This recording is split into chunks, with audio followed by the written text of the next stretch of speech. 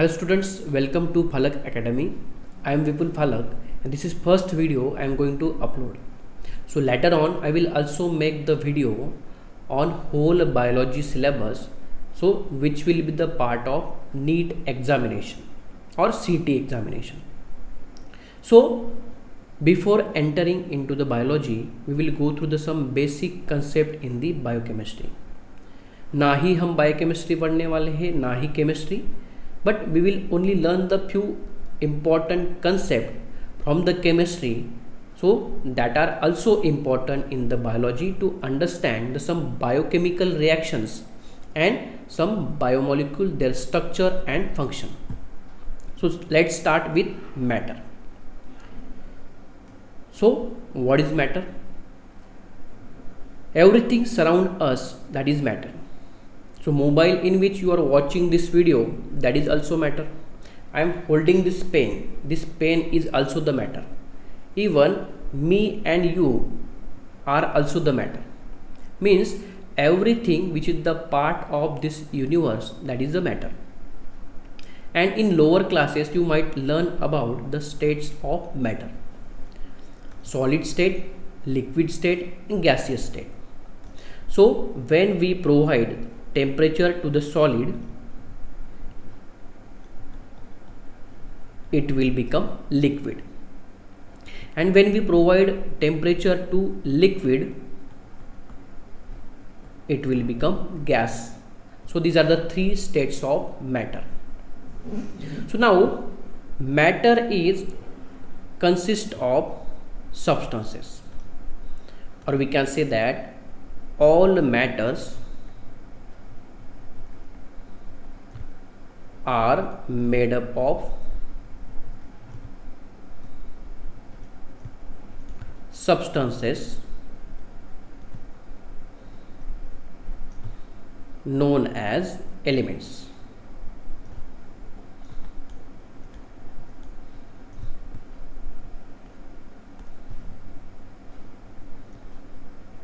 So elements we can define. So all the matters are made up of substances, and that substances are considered as elements. So there are 118 elements present. So you can see in the table also 118 elements. But which of them? 83 elements are natural,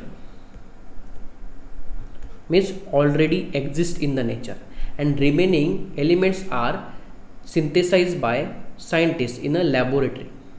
So elements, all matters are made up of substances, and that substances are known as elements. So there are total 118 elements, which of them 83 are natural. Now we will talk about elements of life, or we can also say that elements of biological system.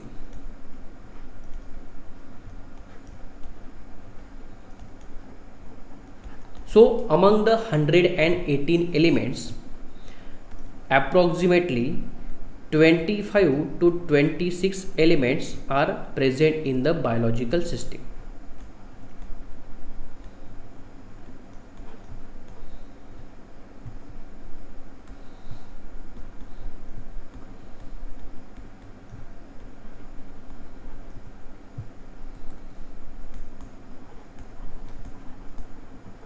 So among the 118, there are approximately 25 to 26 elements are present in biological system.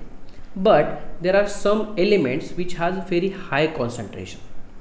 So among these 25 to 26 element, there are some element which are present in high concentration, such as carbon, hydrogen, oxygen, nitrogen, phosphorus and sulfur. So these are the 6 elements are present in a biological system in high concentration. So now here will be the part of NEET question. So Listen carefully.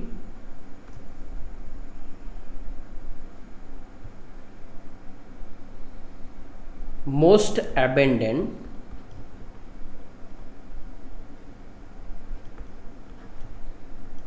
element in a biological system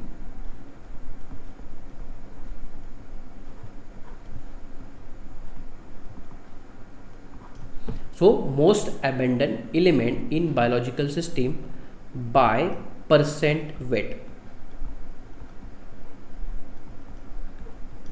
So we know that there is 70 to 80% water present in the living organism, and when we consider human, so human body has 69 to 70% of water. Now water means H2O, 2 hydrogen and 1 oxygen. And question is most abundant element in biological system by percent weight. So now we will see here the mass of hydrogen and mass of oxygen. So mass of hydrogen, there are 2 hydrogen, and mass of 2 hydrogen is 2 AMU, or we can say that 2 Dalton. So that we will discuss in detail when we talk about atomic mass. And mass of the one oxygen is 16 AMU. So it means mass of one oxygen is more than mass of 2 hydrogen. So here oxygen is dominant when we consider the mass, or we can say that mass of oxygen is more than mass of 2 hydrogen. So answer will be the most abundant element in biological system by percent weight, so that will be the oxygen. So this is the first question, very important question for NEET point of view. So most abundant element in biological system by percent weight, that will be the oxygen. Then second question on the abundance will be like this. So most abundant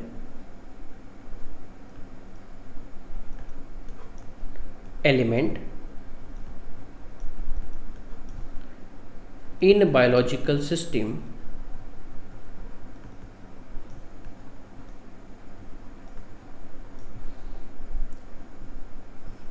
by occurrence.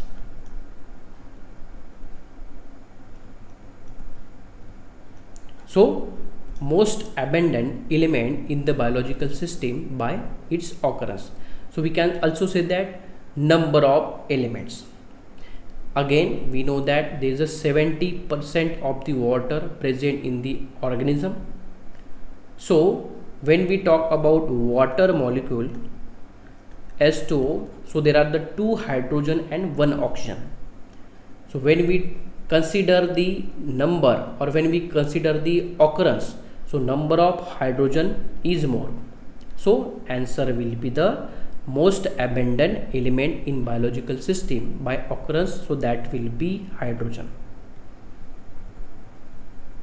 If there is a question related to the percent weight, then oxygen, and when by occurrence, so it will be the hydrogen. So here in H2O there are 2 hydrogen and 1 oxygen. Another question can be like this. So most abundant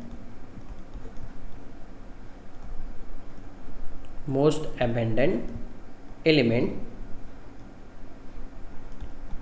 in a biological system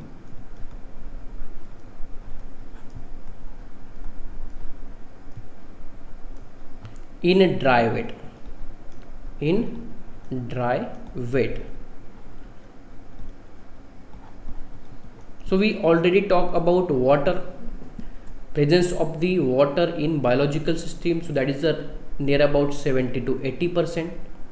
And if we are talking about dry weight, so it means without water. So we have to place that organism, or we have in the oven, or we have to provide the temperature to release or to remove the water from that organism. So when we consider dry weight, so water get removed, and when water get removed, hydrogen and oxygen are also the removed. So now hydrogen and oxygen cannot be the answer.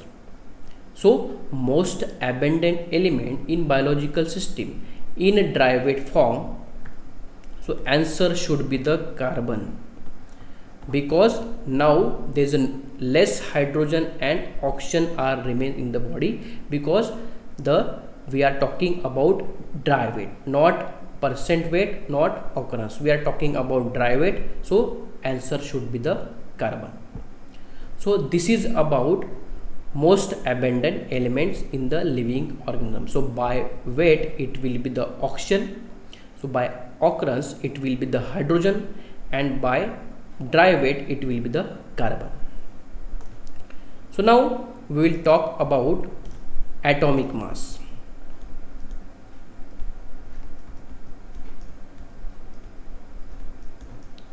So how to calculate the atomic mass? So atomic mass or atomic weight, so that is generally the number of protons plus number of neutrons.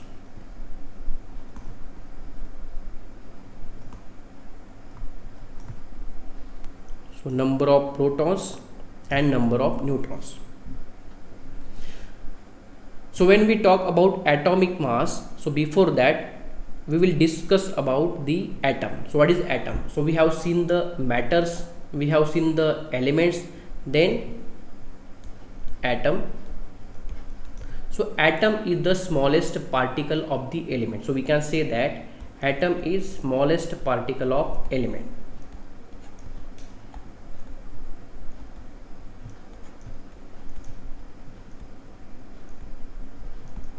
Or we can also say that atom is repeating unit present in the element. And in 1805 to 1806, so John Dalton has given the atomic theory, and he stated that so atom is the smallest particle of element, and that atom consists of the three components, so proton, neutron and electron. And here we are talking about mass of atom, but we are only considering the mass of proton, number of neutron and number of proton.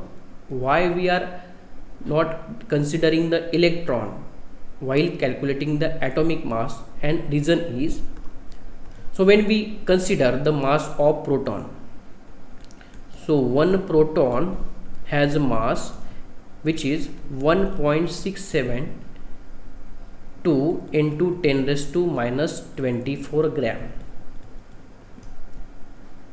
We can also convert this into the kilogram.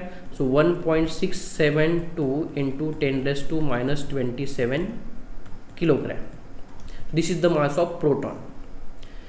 So mass of neutron, so one neutron has a mass, so that is a 1.674 into 10 raised to minus 24 gram, or in a kilogram 1.674 into 10 raised to minus 27 kilogram.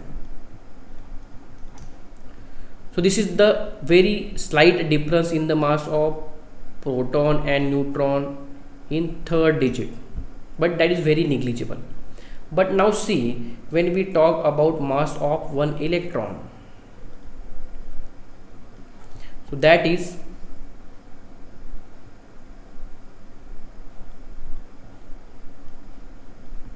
1.1093 into 10 raised to 31 gram. So it means mass of electron, one electron is when we compare with the mass of proton, so that is a 1840 times lesser. So 1840 times lesser mass of electron than the mass of proton. So whenever we add the mass of electron while calculating the atomic mass, so that is a very negligible. So hence we only consider the mass of proton and mass of neutron, but not mass of electron. So why? Because the mass is very negligible, or we can say that mass of one electron is 1840 times lesser than the mass of proton. So this is why we only calculate number of proton and number of neutron. But when we talk about number of proton and number of neutron, so this is the relative mass. This is relative mass because we are comparing this mass with any other elements. Generally we compare with compare with carbon. Mass of the one hydrogen is lesser than 12 times lesser than the mass of one carbon. So this is a relative mass. But when we talk about absolute mass, so we have to multiply that this number to the proton, so you will get the mass in the gram or kilogram. And this relative mass has unit AMU. So that is the atomic mass unit. So AMU, relative mass unit, AMU, that is the atomic mass unit, and this is the relative mass. So when we compare the mass of one hydrogen and mass of one carbon, so mass of one hydrogen is 12 times lesser than mass of one carbon.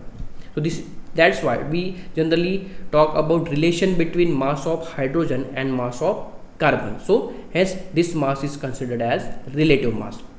But when we want to calculate the actual mass, absolute mass, so then we have to multiply 1.672 into 10 raised to minus 24. So we will get the mass in the gram. So this is about the atomic mass. So now when we consider the atomic theory, so that theory stated that protons are the identifying unit of the atom. Means atom का जो atomic number है, so that is because of proton, not because of neutron or not because of electron. So identity of the atom, identity of the specific atom is generally the number of proton. So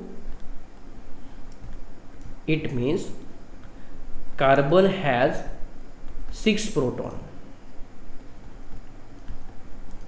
So we can say that atomic number of the carbon, atomic number is 6, and there are the 6 neutrons are present in the carbon.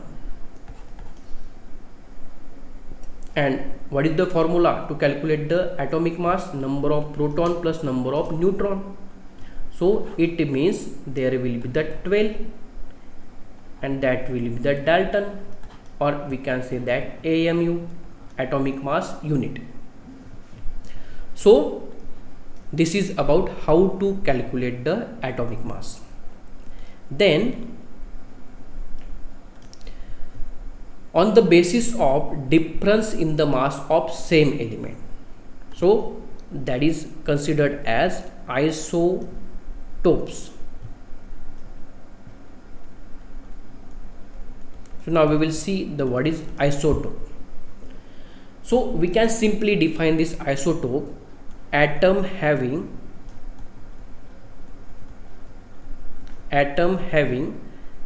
same atomic number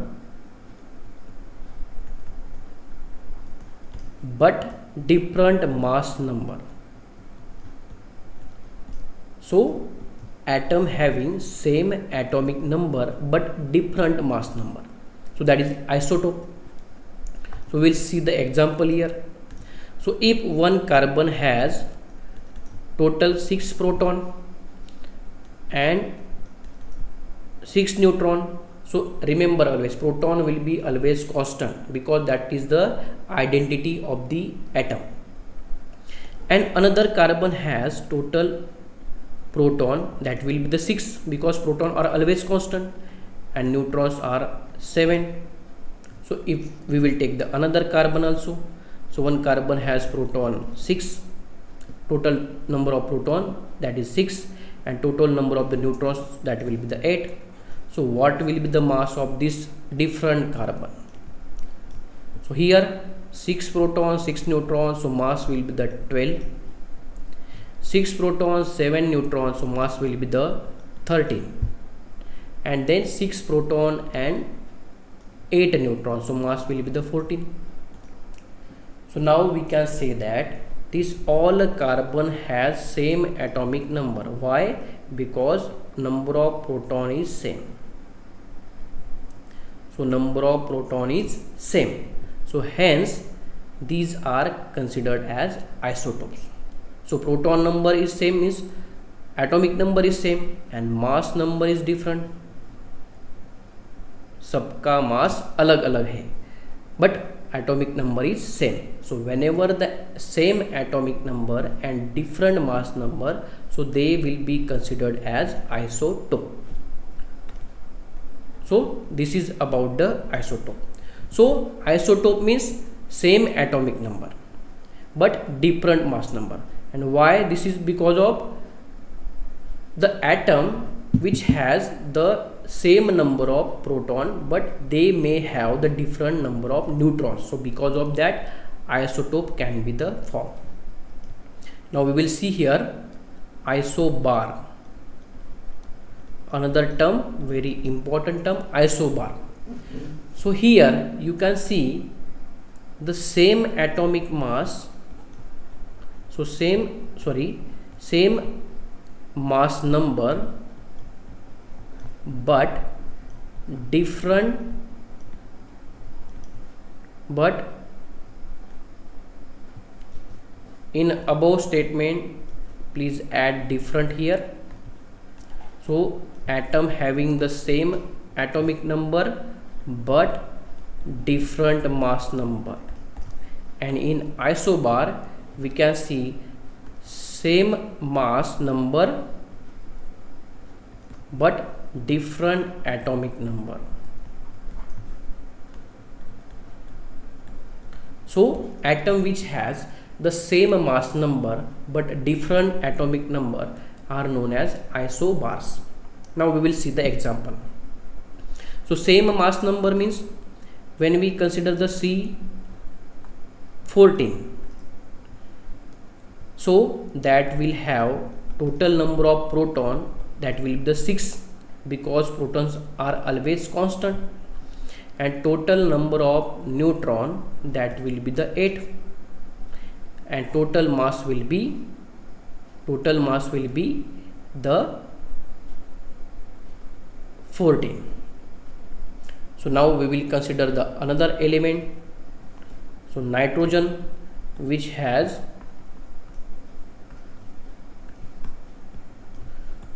6 number of proton and